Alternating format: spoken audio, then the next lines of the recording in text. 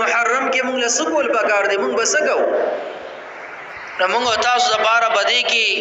د یو څو اعمالو ذکر دی چې هغه نبی له صلوات و سلام د غي فضیلت ذکر کړي یو کار بکی روزنی ولي چې نبی له صلوات و سلام د دې ډېر فضیلت ذکر کړي لري مختلفو احادیث مبارکو کې مسلم شریف کی حدیث مبارک دی افضل الصيام بعد شهر رمضان صيام شهر الله المحرم دا رمضان المبارک د فرضی روزو نه پس د ټولو نه بهترین روزي د الله د احترام والا میاش د محرم روزي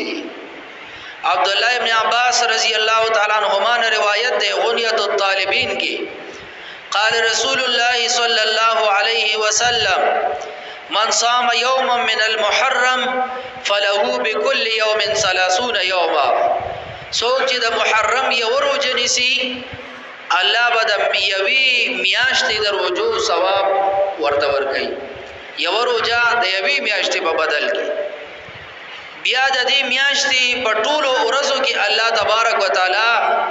عاشورا ته یو خاص مقام ورکړی دی د دې ډېر فضائل ذکر شوی دي مسلم شریف کی حدیث مبارک دی وصيام يوم عاشوراء احتسب على الله ان يكفر السنه التي قبلها د عاشورې په ورځ باندې چې څوک روزه نیسي نو نبی علیہ السلام فرمایي د عاشورې په ورځ روزه نیول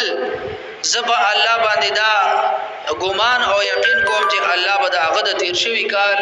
وړو ګناهونه معاف کړي ورسره دا خبرم یاد ساتل بکاری عاشورہ اصل کې د لسم محرم ته ویل کی نو مسند احمد کی حدیث مبارک دی نبی کریم صلی الله علیه وسلم فرمائی صوموا یوم عاشورہ وخالفوا فيه اليهود تاسو د عاشورې روزنی سے او پدې کې د يهودو مخالفت کوي ځکه چې د لسم محرم د عاشورې صرف د یو روزنی ول دا د يهودو عمل له لہذا نبی علیہ السلام فرمایي تاسو د يهودو مخالفت کوي صوموا قبله يوما او بعده يوما د دینا یو روزه مخکې وسره اومني سي یا دنه یو روزه رسته ورسره نيسي نو دا غي مخالفت برش نو د دې د حساب د دې میاشتې د 1445 هجری د دې کال جولای میاشتې دا عاشوري روزه چې د خیالي ورځ راځي یا ورسره د جمعه یو ځای کې یا د وسره اتوار یو ځای کې دغه روزه دی ونیسي